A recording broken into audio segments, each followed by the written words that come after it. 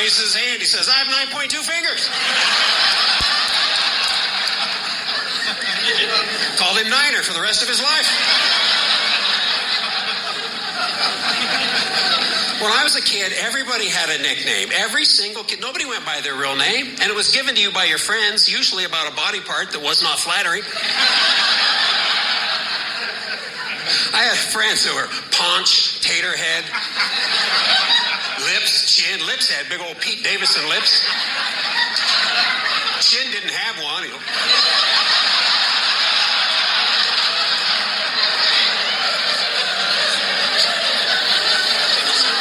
Originally called him Viola because we knew he'd never play one.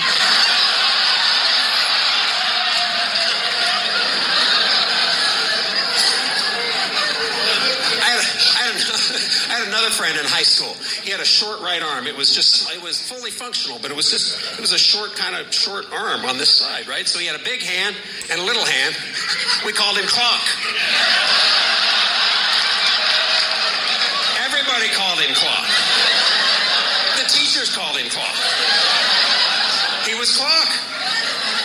Clock was awesome, too. He was in my second period algebra class, and we were supposed to be in our seats every day at 9 o'clock when the bell rang, but Clock would always wait out in the hall until that bell rang, and he'd burst through the door every morning like this. It was never not funny. Every single day we waited for that moment and laughed for 10 minutes. One day we're sitting in class, the bell rings, and he doesn't come through the door. We're like, whoa, that's weird. Where's Clock? Must be absent. Well, he was tardy. 10 minutes later, he burst through that door like... We laughed until 9:30. And Clock was the best student in class, and he was by far the best student in class. And every Friday we had to race him on problems. The teacher would put problems up on the board. We had to compete against him. We called it Beat the Clock. Nobody could beat him. He had that left hand going like this, and the eraser in his short hand. And like...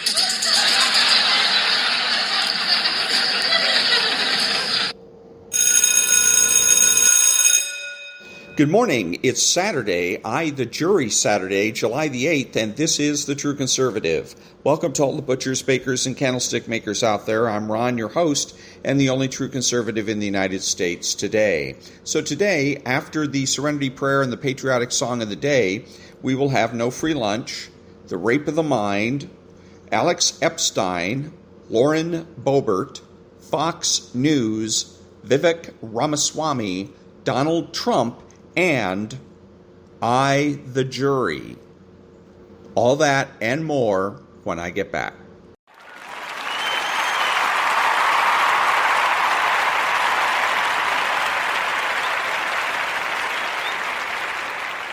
God, grant me the serenity to accept the things I cannot change, the courage to change the things I can, and the wisdom to know the difference. Amen.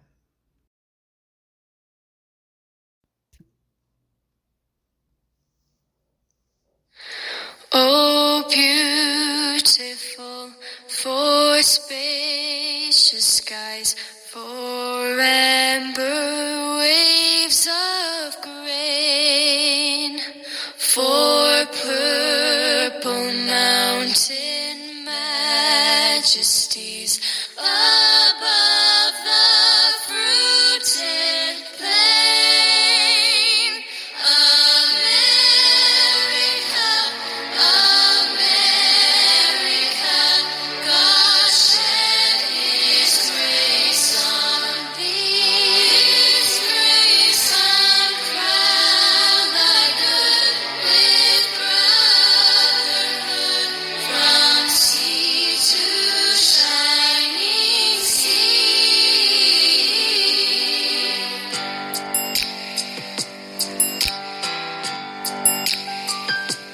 Oh, beautiful for heroes prove in liberating strife, who more than self their cause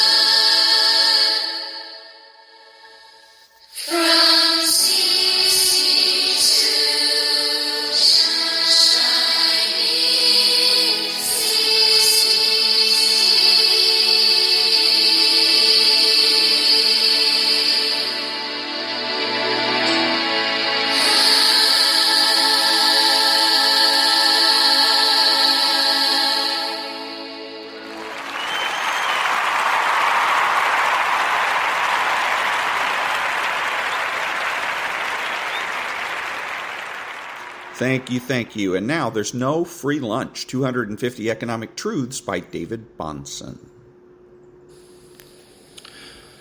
Capitalism does not merely mean that the housewife may influence production by her choice between peas and beans, or that plant managers have some voice in deciding what and how to produce. It means a scheme of values, an attitude towards life, a civilization. The civilization of inequality and of the family fortune. Joseph A. Schumpeter. Free enterprise is a holistic concept, the sum total of human action, the process of allocating scarce resources, the attitudes and values that shape such actions, and the civilization which can come out of freedom and virtue. And that was There's No Free Lunch by David-Bahnsen. Back in a minute.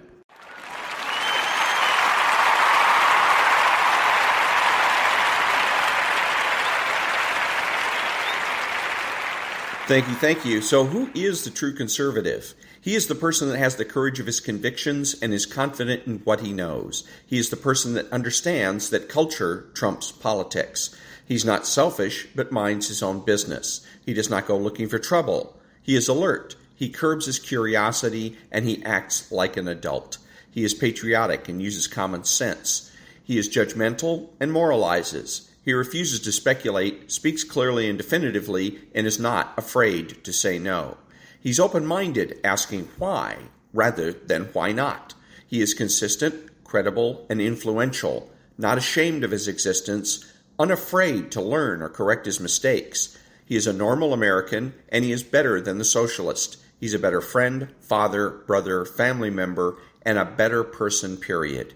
You have to know that being a true conservative is best, or you are wasting your time. Back in a minute.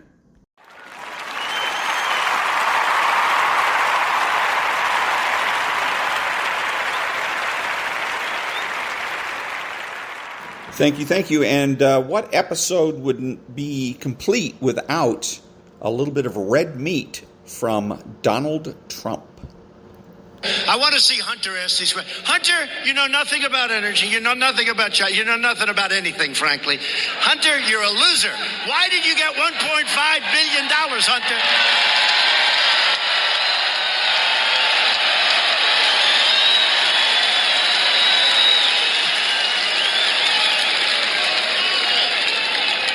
And your father was never considered smart.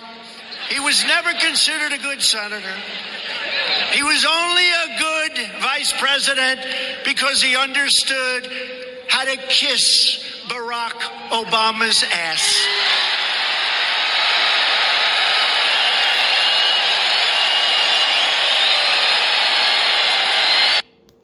And that was former President Donald Trump. Back in a minute.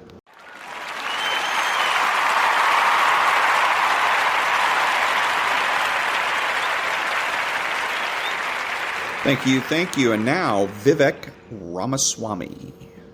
Part of the reason I talk about national identities, I think that's an input to questions like the economy, input to how we stand up to China. I have real specifics on how we're going to do those things, but we have to believe in ourselves first. One of the foundations for self-confidence and belief is the nuclear family. Mm-hmm. And so, and you can maybe, if you'd be so kind as to even afterwards follow up with some of these sources, etc. I promise you, we will be citing the correct facts. I just want to be, I believe in four-letter words like fact. It matters. So arm me with that, and we're good there. But let's actually talk about the solutions, right? So we share this belief that the nuclear family structure, so the numbers, I said 70%, really the number's 41%. But more broadly, we do have a fatherlessness epidemic. It's not just black communities, right? It's a big problem in white communities and Hispanic communities as well. So let's talk about the solution. So you've clearly thought a lot about this yourself. You're clearly a smart person yourself. I'm all ears. If we agree that that is good, that we're not just running from something, we're running to something, and the family is a part of what we're running to. I was on Fox News this morning saying I want to make the family cool again in this country, right? I'm all ears, Christy. How do we do it? A lot of that work is not going to be done at the federal level, right? A lot of that work is going to be done in communities, for communities, by communities. But what you can do is you can help to get the progressive boot off of the neck of the family. And that is really what you talked about as far as shutting down a lot of those alphabet soup agencies, cutting through a lot of the regulations that, help to destroy the family or the mobility of our inner cities. That's what the federal government can do. But a lot of it is work that is going to be done and is being done. There are, I have a nonprofit that speaks to that. I can speak to a lot of people that have a nonprofit. Great. I agree with that. It's that great. speak to that. It's, of course, right. And that was Vivek Ramaswamy about the family. Back in a minute.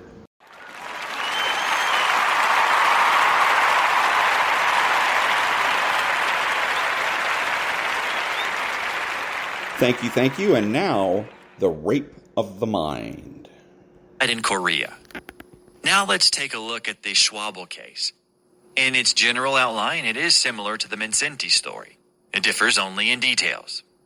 As an officer of the United States Marine Corps fighting with the United Nations in Korea, he's taken prisoner by the enemy.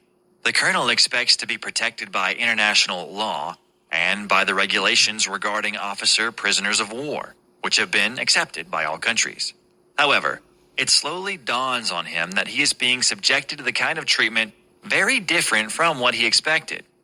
The enemy looks on him not as a prisoner of war, but as a victim who can be used for propaganda purposes. He is subjected to slow but constant pressures, devised to break him down mentally. Humiliation, rough, inhuman treatment, degradation, intimidation, hunger, exposure to extreme cold, all have been used to crumble his will and to soften him. They need to wangle military secrets out of him and to use him as a tool in their propaganda machine. He feels completely alone. He's surrounded by filth and vermin. For hours on end, he has to stand up and answer the questions his interrogators hurl at him. He develops arthritic backache and diarrhea. He's not allowed to wash or shave.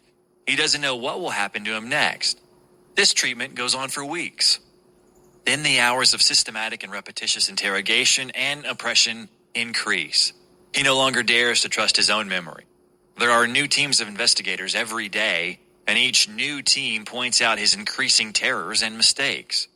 He cannot sleep anymore. Daily, his interrogators tell him they have plenty of time, and he realizes that, in this respect, at least they are telling the truth. He begins to doubt whether he can resist their seductive propositions.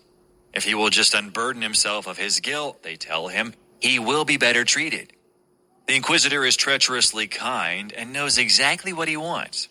He wants the victim captured by the influence of a slowly induced hypnosis. He wants a well-documented confession that the American Army used bacteriological warfare, that the captive himself took part in such germ warfare.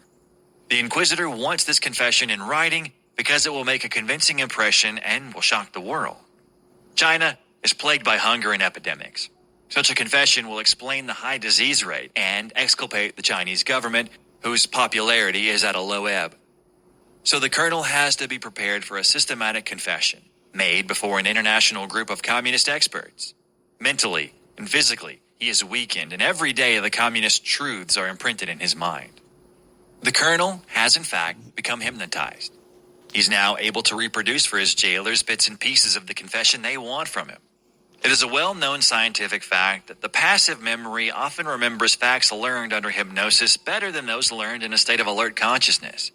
He's even able to write some of it down. Eventually, all the little pieces fit, like a jigsaw puzzle, into a complete, well-organized whole. They form a part of a document which was in fact prepared beforehand by his captors. This document is placed in the colonel's hands, and he is even allowed to make some minor changes in the phrasing before he signs it. By now, the colonel has been completely broken. He has given in. All sense of reality is gone. Identification with the enemy is complete. For weeks after signing the confession, he is in a state of depression. His only wish is the wish to sleep, to have rest from it all. A man will often try to hold out beyond the limits of his endurance because he continues to believe that his tormentors will have some basic morality, that they will finally realize the enormity of their crimes and will leave him alone. This is a delusion. The only way to strengthen one's defenses against an organized attack on the mind and will is to understand better what the enemy is trying to do and to outwit him. Of course, one can vow to hold out until death, but even the relief of death is in the hands of the Inquisitor. People can be brought to the threshold of death and then stimulated into life again so that the torments can be renewed. Attempts at suicide are foreseen and can be forestalled. In my opinion, hardly anyone can resist such treatment. It all depends on the ego strength of the person and the exhaustive technique of the Inquisitor. Each man has his own limit of endurance, but that this limit can nearly always be reached and even surpassed is supported by clinical evidence. Nobody can predict for himself how he will handle a situation when he is called to the test. The official United States report on brainwashing admits that virtually all American POWs collaborated at one time or another, in one degree or another, lost their identity as Americans. Thousands lost their will to live, and so forth. The British report gives a statistical survey about the abuse of their POWs. According to this report, 1/3 of the soldiers absorbed enough indoctrination to be classified as communist sympathizers. The same report describes, in a more extended way, some of the sadistic means used by the enemy. If a prisoner accepted communist doctrines, his life became easier, according to the men's stories. But if a prisoner resisted communist doctrines, the Chinese considered him a criminal and reactionary, deserving of any brutalities. The tortures applied to the reactionaries included making a prisoner stand at attention or sit with legs outstretched in complete silence from 4:30 a.m. to 11 p.m., and constantly waking him during the few hours allowed for sleep. Keeping prisoners in solitary confinement in boxes about 5 by 3 by 2 feet. A private from the Gloucester Regiment spent more than 6 months in one of these. Withholding liquids for days to help self-reflection.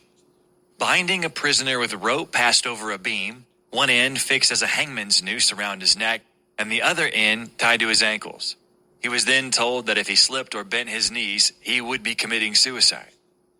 Forcing a prisoner to kneel on jagged rocks and hold a large rock over his head with arms extended. It took a man who had undergone this treatment days to recover the ability to walk. At one camp, North Korean jailers pushed a pencil-like piece of wood or metal through a hole in the cell door and made the prisoner hold the inner end in his teeth. Without warning, a sentry would knock the outer end sideways, breaking the man's teeth or splitting the sides of his mouth. Sometimes the rod was rammed inward against the back of the mouth or down the throat. Prisoners were marched barefoot into the Yalu River. Water was poured over their feet, and they were kept for hours with their feet frozen to the ice to reflect on their crimes. Time, fear, and continual pressure are known to create a menticidal hypnosis. The conscious part of the personality no longer takes part in the automatic confessions. The brainwashee lives in a trance, repeating the record grooved into his mind by somebody else. Fortunately, this too is known. As soon as the victim returns to normal circumstances, the panicky and hypnotic spell evaporates and he again awakens into reality.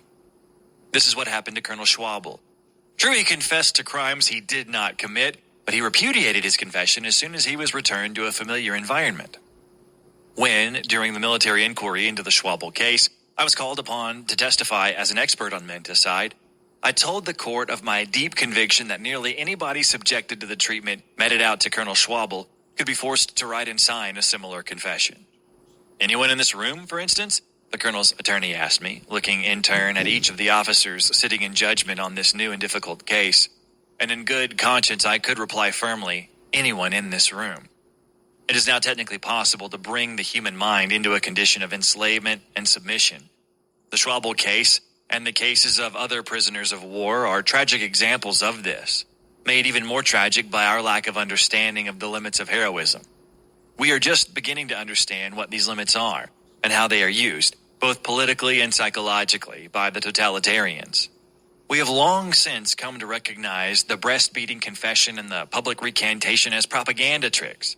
Now we are beginning to see ever more clearly how the totalitarian use menticide, deliberately, openly, unashamedly, as part of their official policy, as a means of consolidating and maintaining their power, though, of course, they give a different explanation to the whole procedure.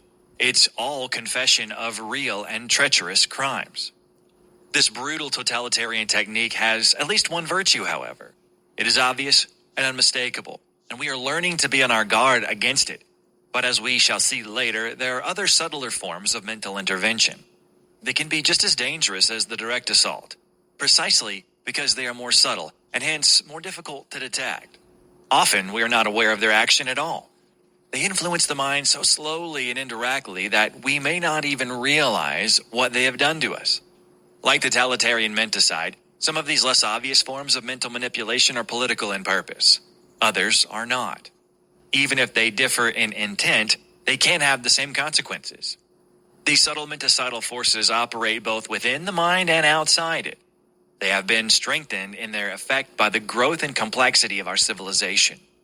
The modern means of mass communication bring the entire world daily into each man's home. The techniques of propaganda and salesmanship have been refined and systematized. There is scarcely any hiding place from the constant visual and verbal assault on the mind. The pressures of daily life impel more and more people to seek an easy escape from responsibility and maturity. Indeed, it is difficult to withstand these pressures. To many, the offer of political panacea is very tempting. To others, the offer of escape through alcohol, drugs, or other artificial pleasures is irresistible. Free men in a free society must learn not only to recognize this stealthy attack on mental integrity and fight it, but must learn also what there is inside man's mind that makes him vulnerable to this attack. What it is that makes him, in many cases, actually long for a way out of the responsibilities that democracy and maturity place on him. Chapter 2. Pavlov's Students as Circus Tamers. And that was The Rape of the Mind by Joost-Meerlo, MD. Back in a minute.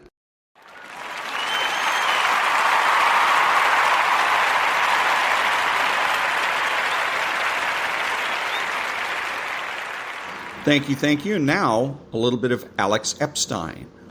Fossil fuels are uniquely cost-effective for the foreseeable future, so you've got this thing that's crucial to life. Billions more people need it. Fossil fuels are uniquely able to provide it. And then the final thing, because everyone is concerned about climate, is fossil fuels actually make us safer from climate. They give us an ability to neutralize climate danger. So, for example, not just heating and cooling, although that saves millions of lives, but building sturdy buildings using high-energy machines, and maybe most significantly, alleviating drought through irrigation and through crop transport. Drought is historically the biggest climate killer. It used to kill millions of people a year, like 10 million people some years adjusted for population. Now it's less than 1/100th of that. So fossil fuels, unlike, say, a prescription drug where you have benefits and you have negative side effects and sometimes the benefits outweigh them, fossil fuels have this unique ability to cure their own side effects. Because when you have energy, you can neutralize almost any danger, right? So even if we made drought worse in the atmosphere, we could be 10 times better at fighting it because of all the energy that we have. And that's why I think it's obvious, because once you realize how beneficial fossil fuels are, including how good they are at protecting us from climate danger, and you realize we've already been affecting the climate for 100 plus years, and we're safer than ever from climate, you have to think of the only way fossil fuels could really be a problem that would justify restricting, let alone eliminating them, is if the climate change just totally changed. Like it went from, it's something we can totally deal with and be fine with, and then suddenly we're going to have some devil climate that just ruins everything. And as I argue in the book, there's no science to support this at all. There's science to say we'll continue to get somewhat warmer, but we'll continue to master that and we'll continue to flourish if we have the freedom to use fossil fuels. And that was Alex-Epstein. Back in a minute.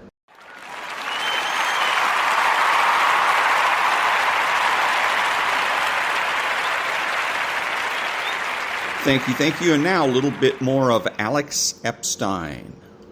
So when you hear all these disaster scenarios like, the scientists say X, it's because they're ignoring climate mastery. They're pretending that human beings are just a bunch of idiots. And so then they just say, if this changes, then human beings aren't going to be able to do anything. Like there was one claim of, we're going to have 170 million refugees because of some climate change. But then if you look at the actual study, it said, yes, there will be 170 million if human beings don't adapt, which they definitely will. But this wasn't publicized. It said if they will, it was on the order of less than 1 million. But less than 1 million people have to move over a long period of time. That's just a very normal thing in the course of human events. So what I found that's so striking is that all of this really comes down to philosophy and thinking methods. Because if you use the right thinking method in terms of carefully weighing benefits and side effects, if you factor in the benefits of fossil fuels, if you factor in the climate mastery benefits, and then if you look at the side effects with even-handedness and precision, like, you can be really confident that fossil fuels not only have made the world a much better place, including safer from climate, but that continuing to use them and being free to expand their use will make it better in the future. And that's my basic conclusion.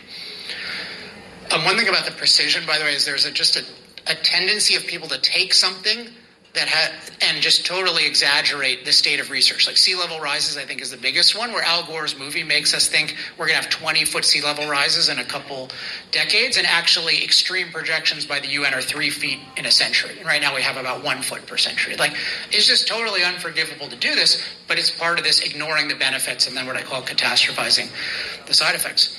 So this is why I believe really strongly and fight for this, that number one is trying to convince people to think of it in the way that I'm thinking about it. I think that's most of the battle, and I encourage you to do that when you're persuading people.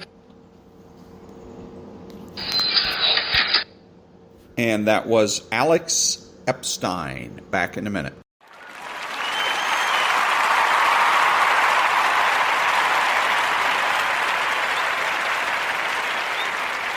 Thank you. And yet one more from Alex-Epstein. So absent whatever the science is, like, the goal should be global human flourishing. Climate is at most one aspect of that. So that's why I stress that.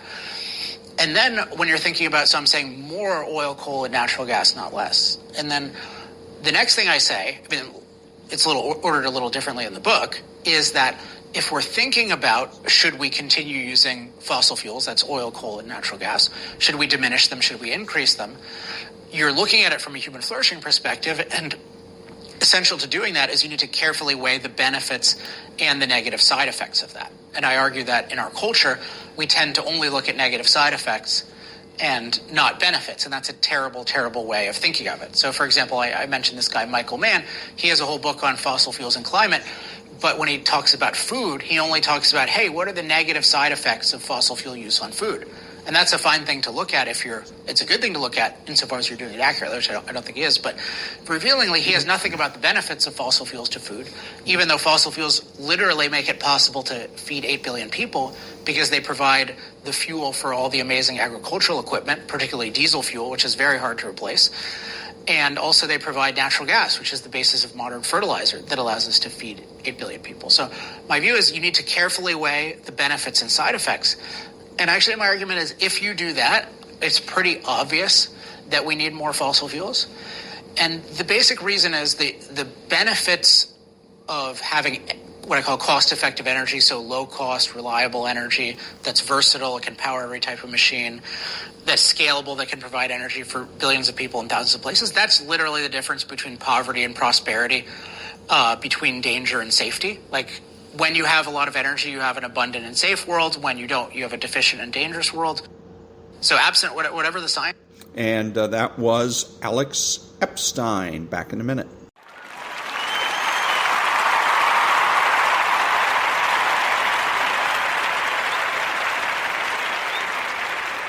Thank you. Now a little bit of Fox News. Under President Trump, illegal immigration was at a 45-year low, down 83%. Unprecedented. And the only thing that upsets me about Ron DeSantis, he talks about he could have done more. We built 465 miles of wall. President Trump did things. I worked for 6 presidents, dealt with Ronald Reagan. No president has done more to secure this nation, protect this country than Donald Trump. Regardless if you like him or not, you can't deny the unprecedented success he had on our border that saved lives. And that was Fox News, and it was the former acting ICE director Tom Homan disagreeing with Ron DeSantis. Back in a minute.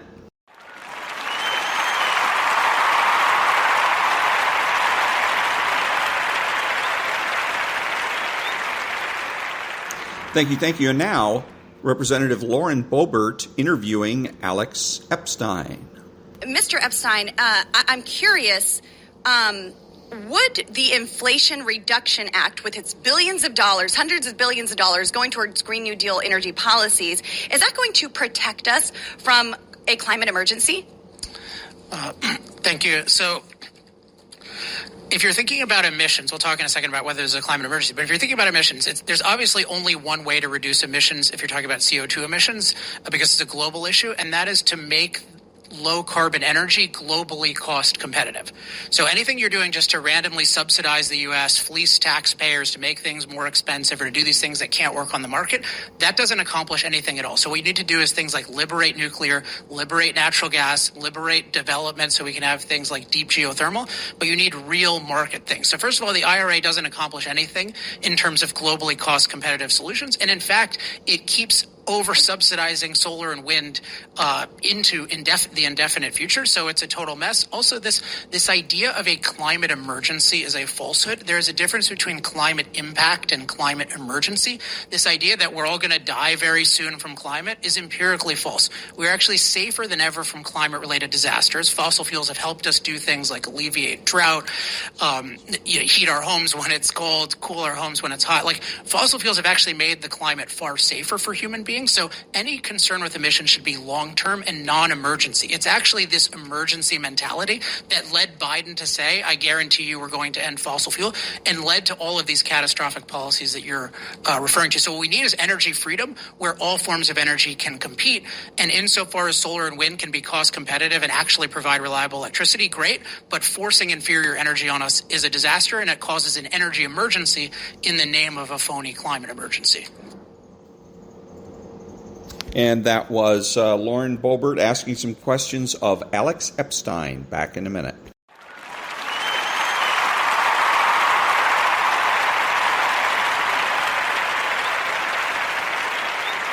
Thank you. And now, Mickey-Spillane's I, the Jury, starring Mike Hammer, Chapter 8. Chapter 8. My first call was to Pat.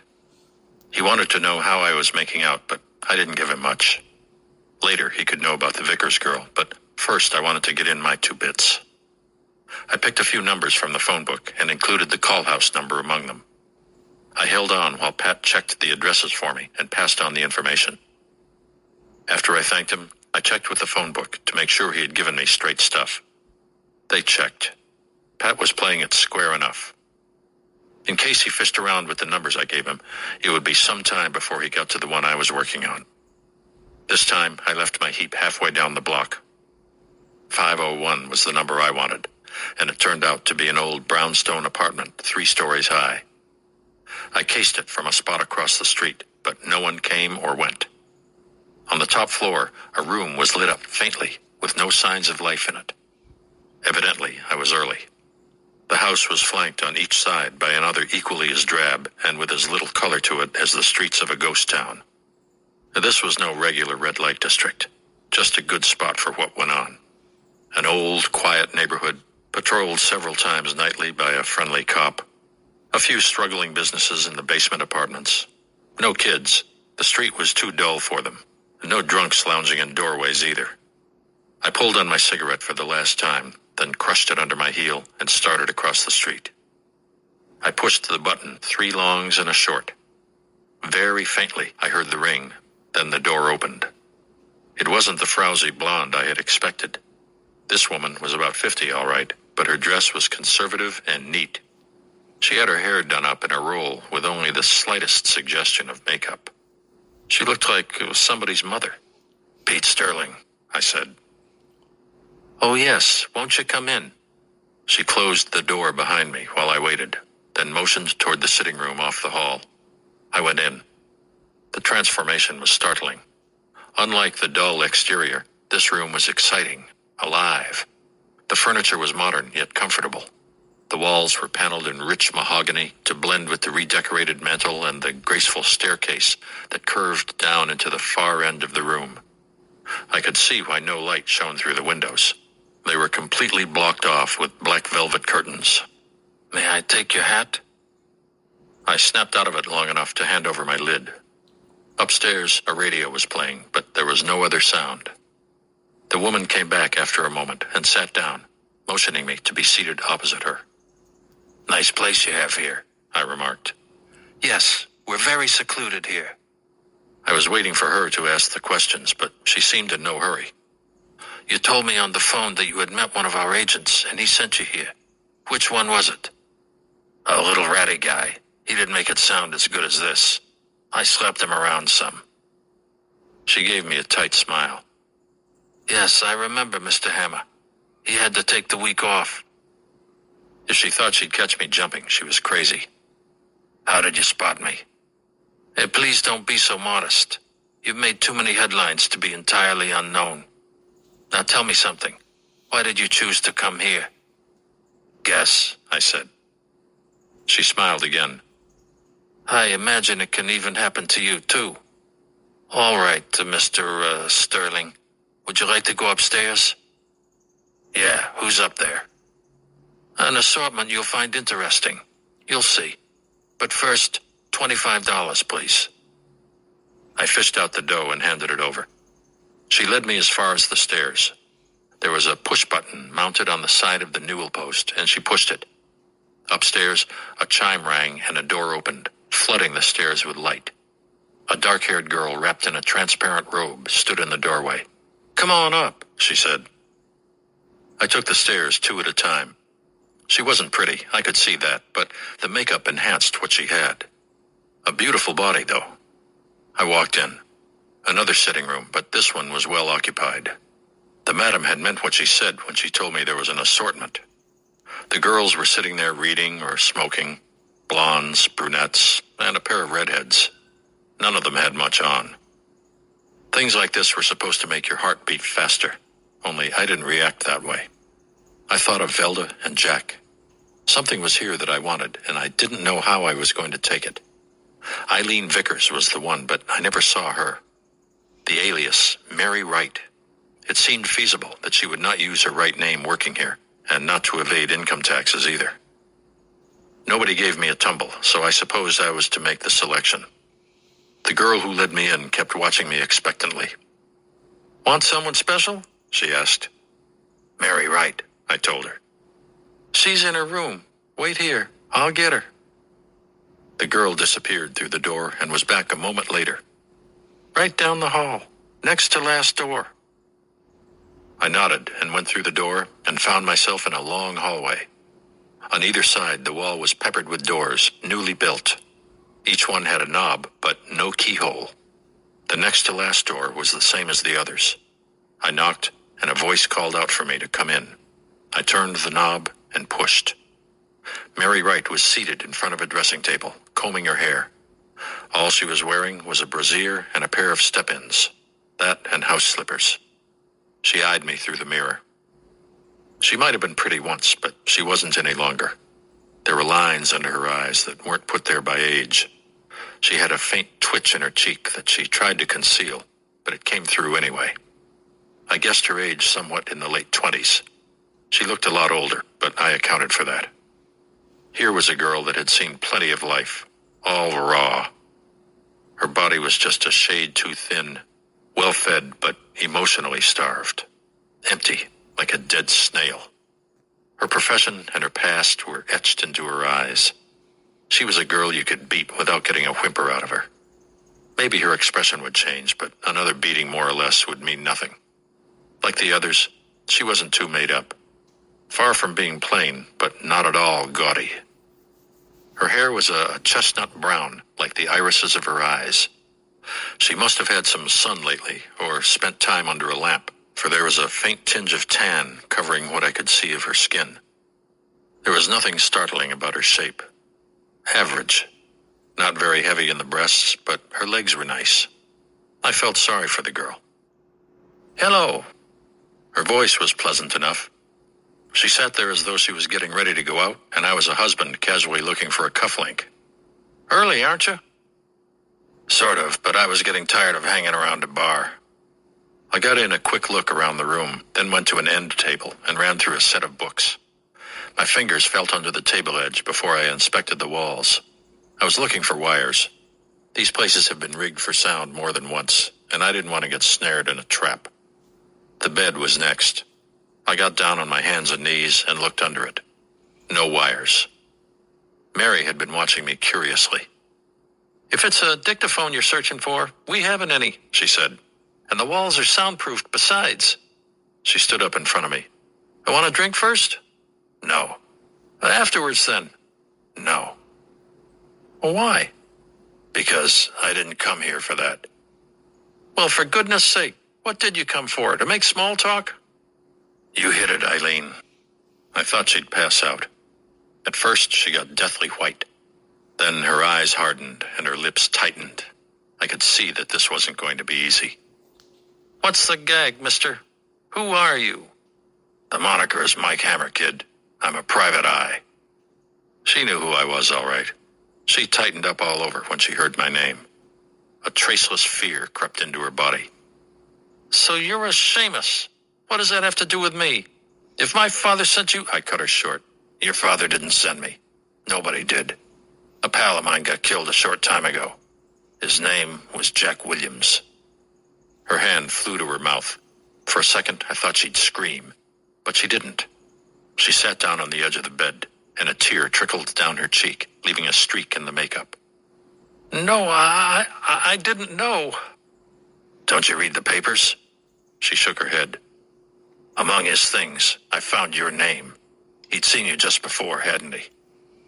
Yes, but please, am I under arrest? No, I don't want to arrest anybody. I just want to shoot somebody. The killer. The tears were coming freely now.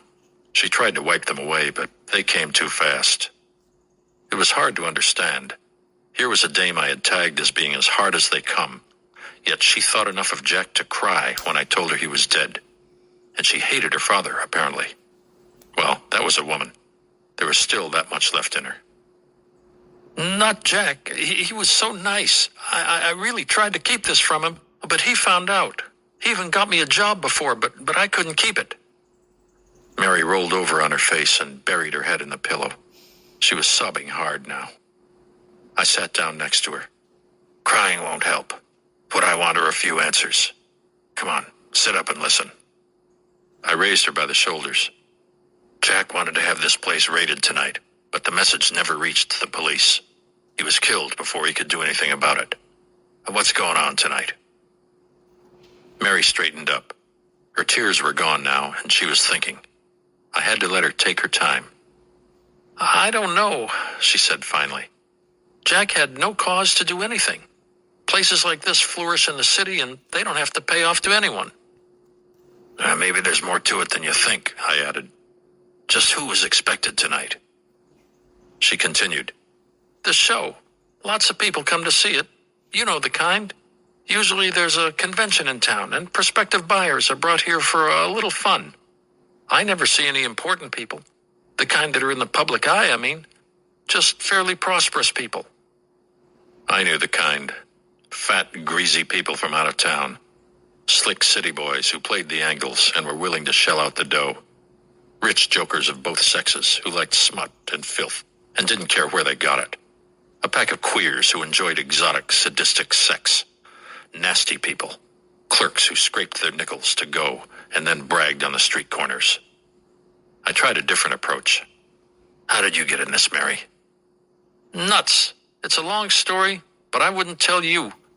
Listen, I'm not trying to pry into your life. I want you to talk about this, the whole thing.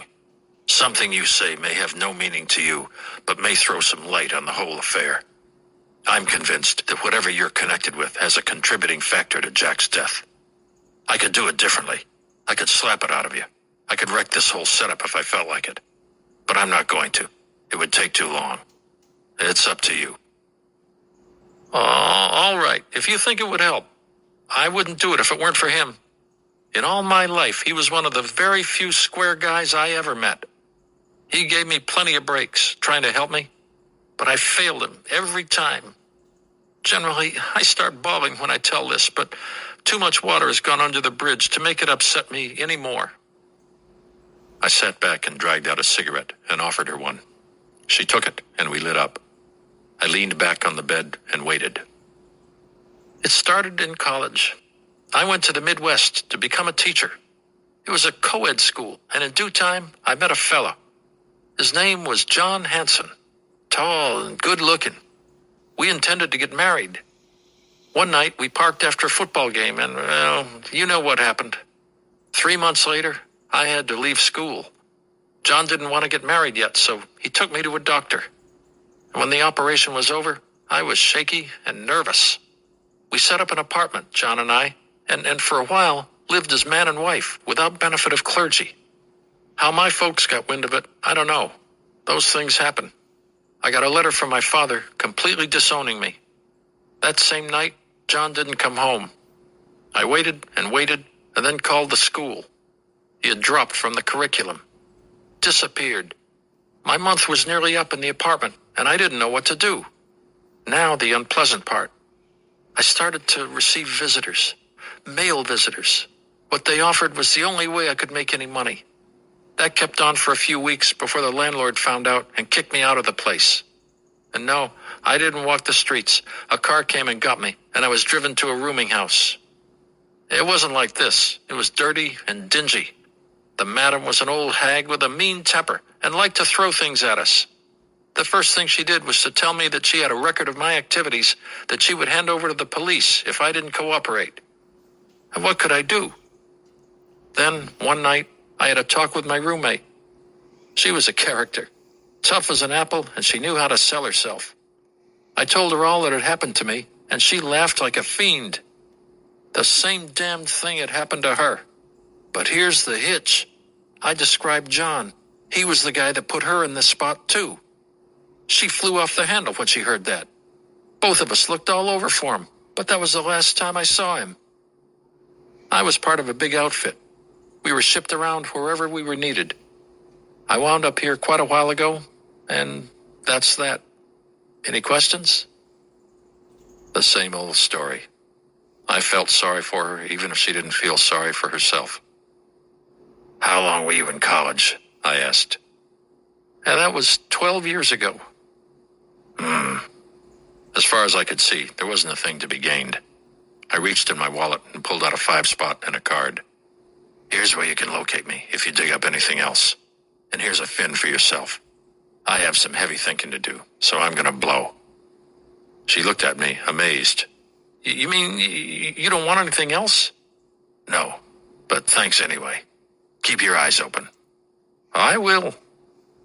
I found a different way out and hit the downstairs hall from a rickety flight of steps that was half hidden behind a flowered set of drapes. The woman in charge was sitting in the waiting room, reading. She put down the book long enough to say, "Leaving already? I thought you wanted to spend the night." As I picked up my hat, I said, "I did, but I guess I'm not as young as I used to be." She didn't bother to get up to let me out. Back in the car, I started up and ran it closer to the house. I wanted to see who might be coming. Jack had a good reason for wanting that place raided, or he wouldn't have mentioned it in his book. A show with convenient chambers for the indiscreet later on. A place that quack doctors like to see well packed so they could work their own racket on suckers that got caught up with VD. Inwardly, I said a silent thanks to Uncle Sam for showing me those posters and films. I sat back against the cushions and waited for something to happen. Just what, I couldn't say. So far, there was no rhyme or reason to anything. It was too jumpy. Jack's death, the people he was connected with, his book of notes, and this. The only thing there was in common was an undertone, the deep tone that spelled hate and violence, a current of fear that seemed to fit in whenever I looked. I could feel it, yet see nothing. Take Eileen, a prostitute, taking a quick trip to the grave because she got messed up with a rat who knocked her up, played with her a while, then took off. That kind of guy ought to be hunted down and strung up by the thumbs. I'd like to do it personally. And her roommate, another dame in the same profession who got there the same way. It must have made Eileen feel pretty low when she found out the same guy put her in the fix, too. John Hanson. Never heard of him. She might have been a decent kid, too. Those guys get it in the neck in the long run. But that was over 12 years ago. That would make Eileen about, entered college around 18. Maybe she met him when she was 19, and 12 would put her at 31. Hell, she looked a lot older. If her father had been the least bit sensible, he could have prevented all this. A kind word when kindness was important. A home to go to. And she never would have been trapped.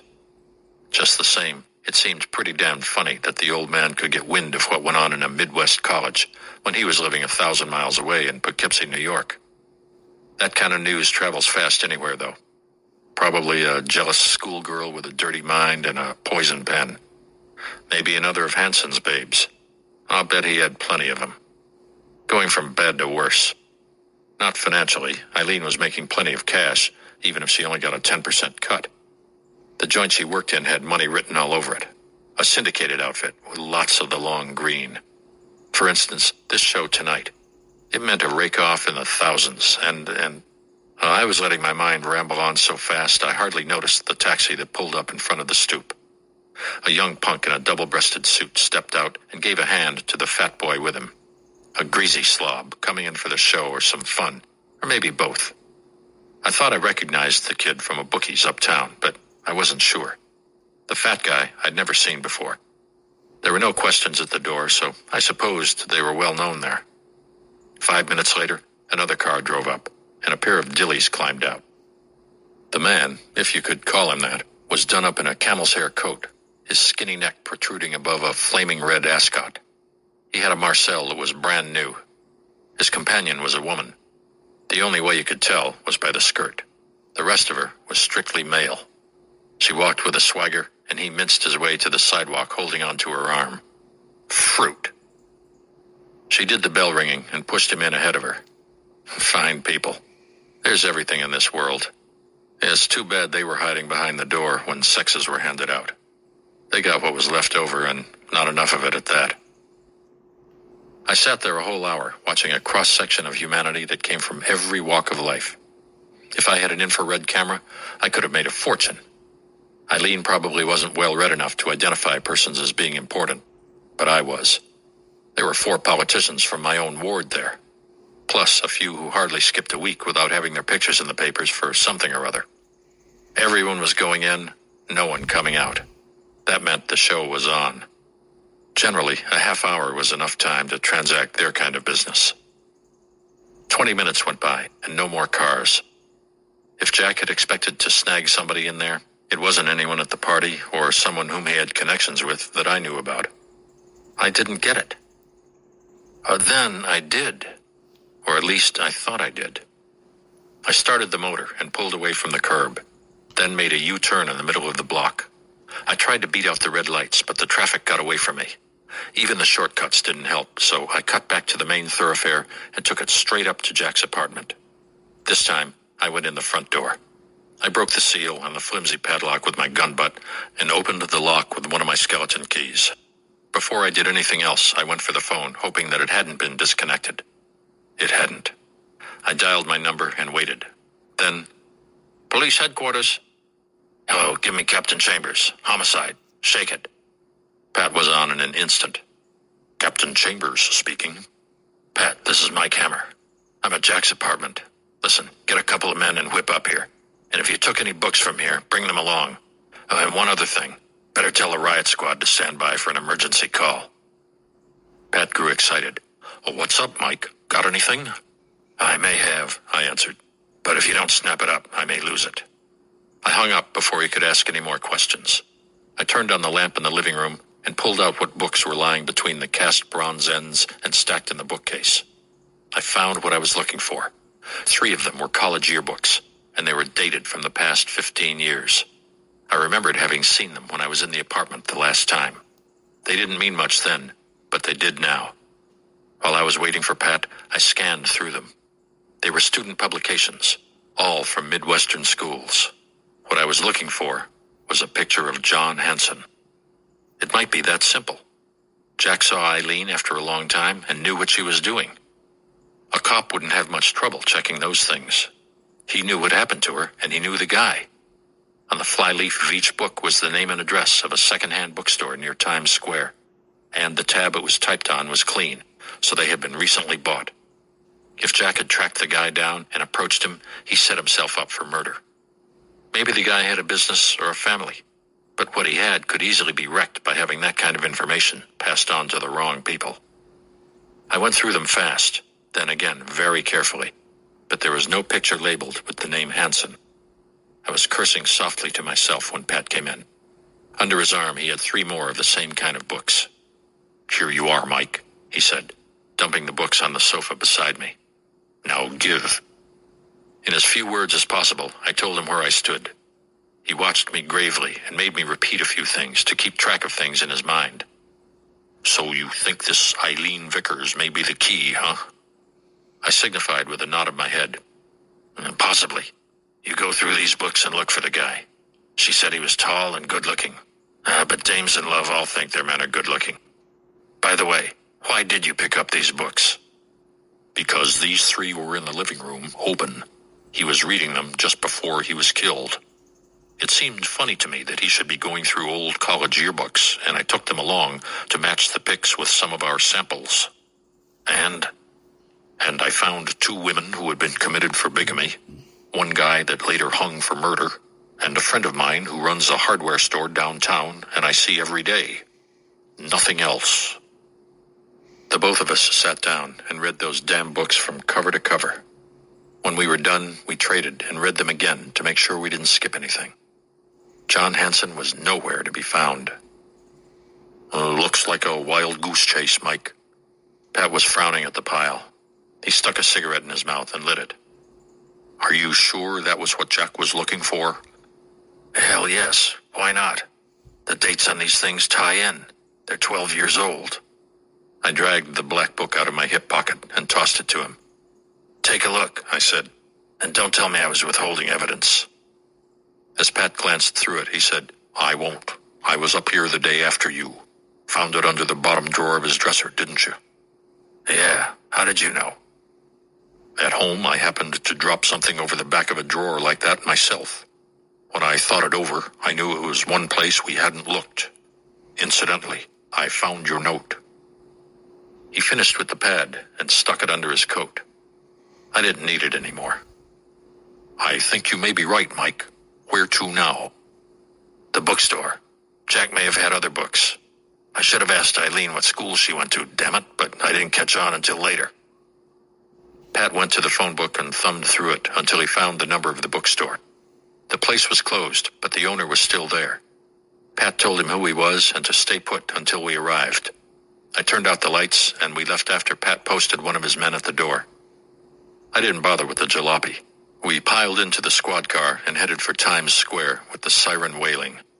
Traffic pulled off to one side to let us pass, and we made record time. The driver turned off on 6th and stopped across the street from the bookstore.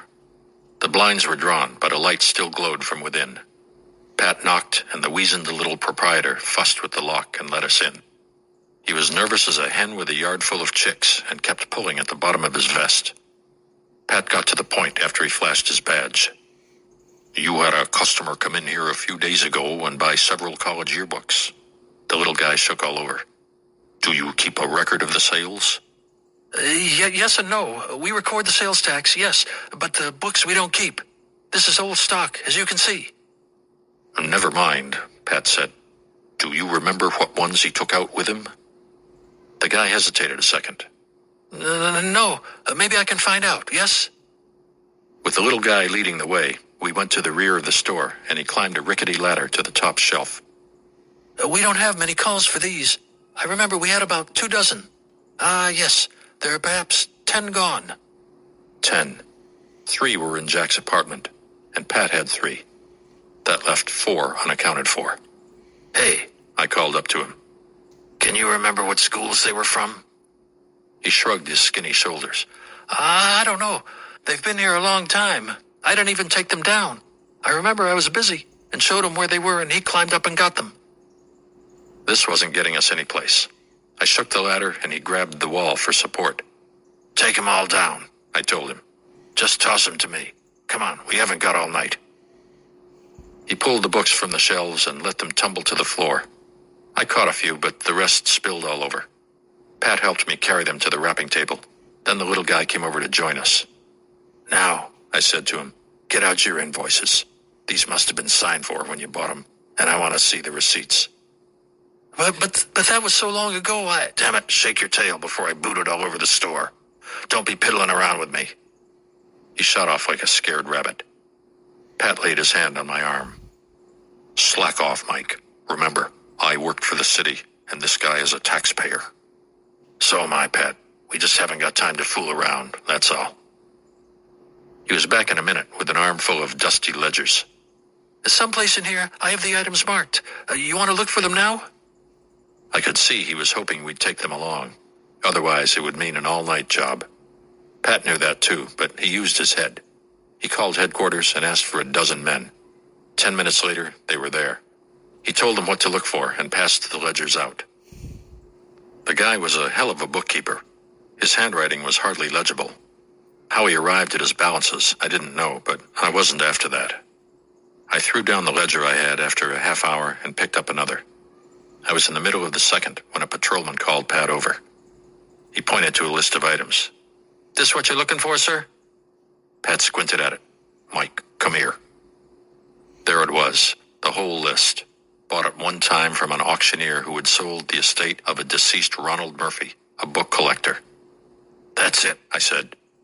We took the list to the table and compared it with the books there while Pat was dismissing the men. I found the 4 that were missing. One was from the Midwest, the others were from schools in the East. Now, all we had to do was get a copy of the yearbooks from somewhere. I handed the list to Pat. Now locate them. I haven't got an idea where we'll do it. I have, Pat said. Where? I asked hopefully. Public library. At this time of night? He gave me a grin. Cops do have some privileges, he told me. Once again, he got on the telephone and made a few calls. When he was done, he called the bookman over and pointed to the mess we had made of his wrapping desk. Want us to help you with that? The guy shook his head vigorously. No. In the morning is plenty of time. Very glad to help the police. Come again if you want.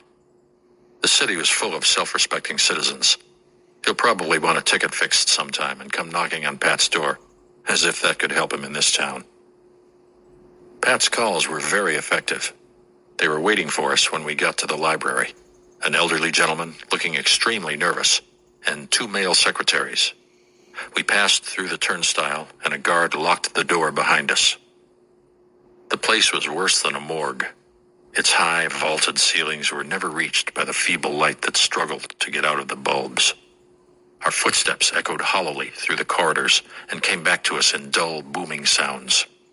The statues seemed to come alive as our shadows crossed them. The place was a bad spot to be in at night if you had the jitters. Pat had told him what we were looking for, and we wasted no time. The elderly librarian sent his 2 men somewhere into the bowels of the building, and they returned in 10 minutes with the 4 yearbooks. We sat down there under the light of a table lamp in a reading room and took 2 books apiece. 4 books. Jack had had them, and somebody had taken them.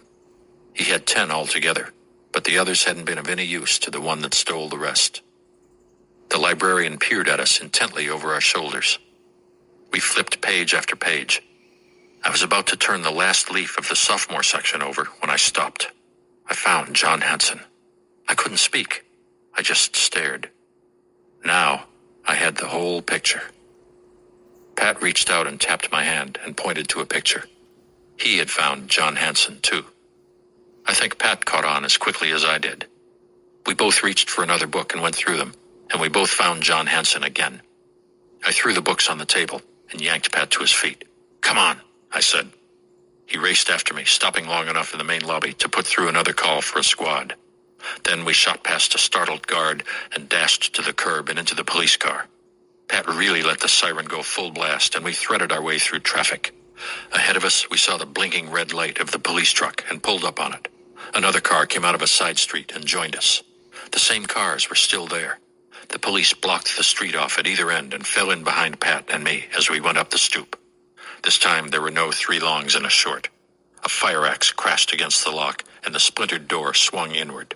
Somebody screamed, and others picked it up. The place was a bedlam, but the cops had it under control in a minute.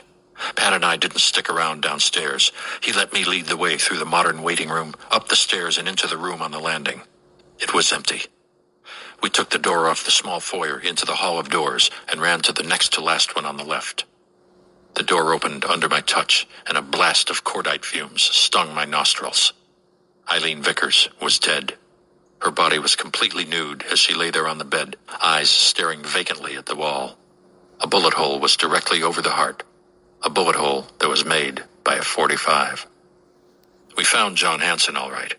He lay at the foot of the bed with his head in a puddle of his own blood and brains, and with a hole squarely between the eyes. On the wall was more of his goo, with the plaster cracked from where the bullet entered. He was a mess, this John Hanson. At least, that's what he called himself. I called him Hal Kynes. And that was Chapter 8 of Mickey-Spillane's I, the Jury. Back in a minute.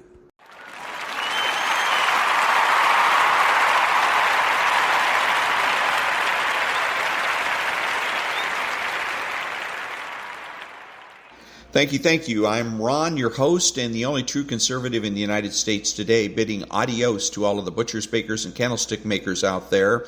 And until next time, be honest, be smart, be beautiful, and remember that the left has no authority, no power, and they can't win.